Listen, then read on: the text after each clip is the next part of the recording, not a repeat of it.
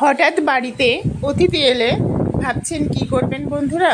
বাড়ির পাশে তো মিষ্টির দোকান নেই, আর মিষ্টি তো বন্ধুদের খাওয়াতেই হবে। অতিথি আপ্যায়ন কি করে করবে? তাদের জন্য আজকের এই সব থেকে সহজ রসমালাই, হ্যাঁ ব্রেড রসমালাই, যেটার স্বাদ অতুলনীয়।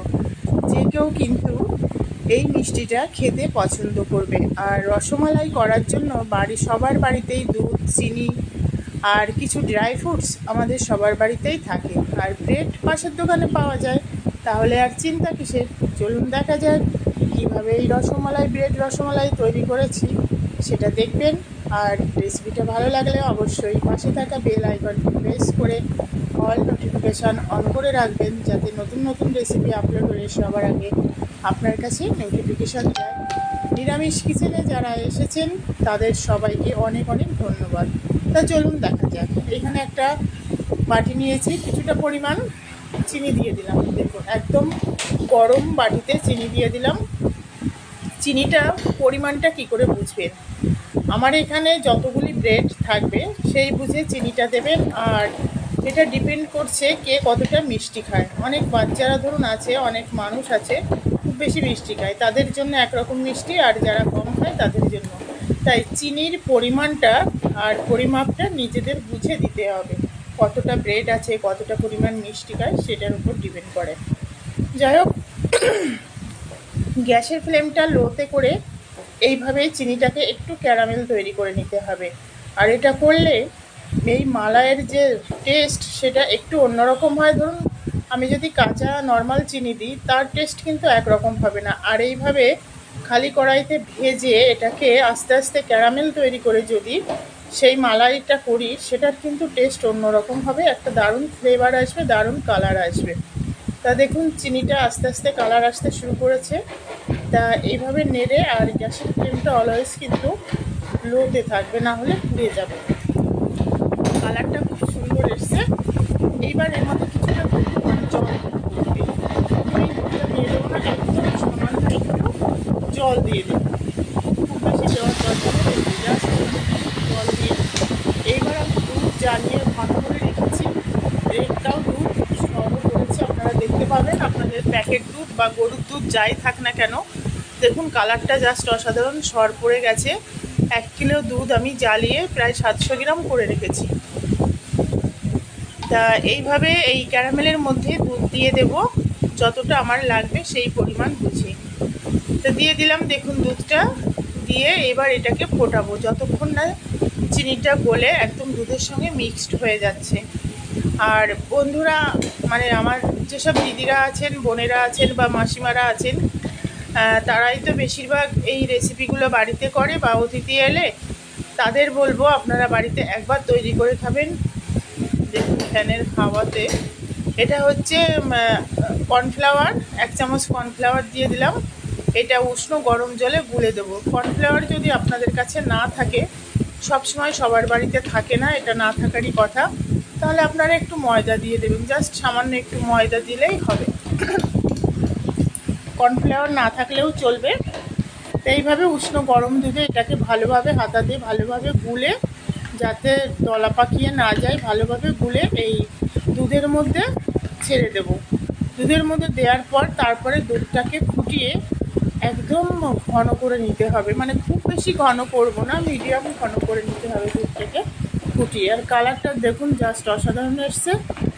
এইবার আমি ব্রেড নিয়েছি, দেখুন একসঙ্গে এখানে 6টা ব্রেড আছে, 6টা নয় সরি 4টে ব্রেড আছে। তা 4টে ব্রেডকে একই সঙ্গে এইভাবে সাইডগুলো কেটে নেব। একটা একটা করে কাটবো না বন্ধুরা, একদম একসঙ্গে ধরেই এইভাবে কেটে নেব, সাইডগুলো কেটে দেব।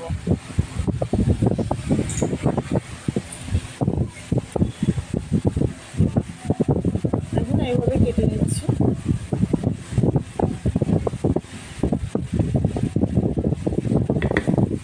দিয়ে এইবার মাঝখান থেকে এটাকে দেখুন খুব সুন্দর হয়েছে কাটা। এটা আপনারা খেতেও পারেন বা পাখিদেরও দিতে পারেন। আমার বাড়িতে পাখি আছে, টিয়া পাখি, সেই টিয়া পাখিকে আমি দিয়ে দেবো। তাই মাঝখান থেকে এইভাবে কাটবো। আপনারা যদি বড় রাখতে চান তাহলে আর টুকরো করবেন না, আর যদি বলেন যে না আরও ছোটো করব, তাহলে এর মাঝখান থেকে আর একটু টুকরো করবেন। ছোট করলে কি হবে, দেখতে সুন্দর লাগবে। আর ধরুন বাচ্চারা, ওরা বেশি অ্যাট্রাকটিভ হবে, ওরা মানে পছন্দ করবে বেশি, মানে সৌন্দর্যটা ছোটরাই তো বেশি পছন্দ করে। তো এইভাবে আমি টুকরোগুলো কেটে নিলাম।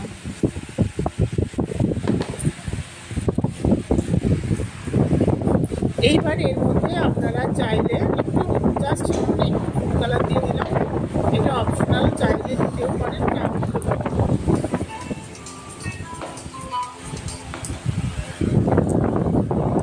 এই ব্রেডগুলো এবার এখানে ব্রেডগুলোতে আপনারা যে ক্ষীর মালাইয়ের পুরি সেগুলোও দিতে পারেন এর মধ্যে, বা আপনারা বাটার দিতে পারেন বা মালাইয়ের পুরি, যেগুলো অপশনাল, আপনারা যেটা চাইবেন সেটা দিতে পারেন। এইভাবে দিয়ে হাত দিয়ে প্রেস করে দিতে হবে, ওটা সুন্দর করে বানাতে হবে। প্রতিটা ব্রেডে এইভাবে দিয়ে দেবো, দিয়ে সুন্দর করে সুন্দর হয়েছে। যেহেতু আমার কাছে ব্রেড কম ছিল সেই জন্য এটুকুই করলাম। আর বেশি ঘন হয়ে গেলে ভালো লাগবে না, এই মিডিয়াম ঘন। এইবার এর মধ্যে দিয়ে দেবো মালাইটা। আর অল্প অল্প করে প্রথমে দিতে হবে, যাতে ব্রেডের ভেতরে যে খুব সুন্দরভাবে এটা অবজার্ভ হয়। মানে পাউরুটিটা যদি ব্রেডটা মানে একদম ভিজে যায় তাহলে কিন্তু ভালো লাগবে না। তো এইভাবে দিয়ে এর উপরে কিছু ড্রাই ফ্রুটস দেবো, ড্রাই ফ্রুটস দিয়ে ঠান্ডা হতে হবে। আর ঠান্ডা হলে আপনারা 10 থেকে 15 মিনিট নর্মাল ফ্রিজে রেখে দেবেন। 10 থেকে 15 মিনিট নর্মাল ফ্রিজে রাখার পর তারপর বের করে 10-15 মিনিট পরে এটা আপনারা সার্ভ করবেন। দেখবেন অসাধারণ লাগবে। বাচ্চারা যে বাইরে আইসক্রিম খেতে যায় বা মালাই খেতে চায়, সেগুলো আর খেতে চাইবে না।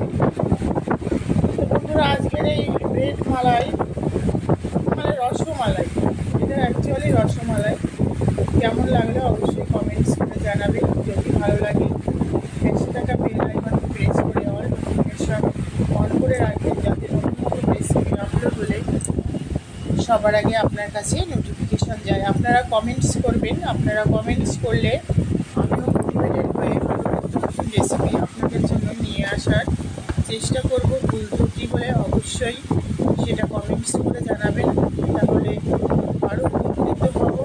আপনারা কী বলবো, বন্ধুত্বের হাত বাড়িয়ে দিন। যদি বন্ধুত্ব না থাকে তাহলে কিন্তু কারোরই এগিয়ে চলা সম্ভব নয়, পথ চলা সম্ভব নয়। একে অপরের সঙ্গে খুব ভালো সম্পর্ক নিয়ে এগিয়ে চলাটাই হচ্ছে জীবন। তা আজ এই অবধি, সবাই খুব ভালো থাকবেন, সুস্থ থাকবেন।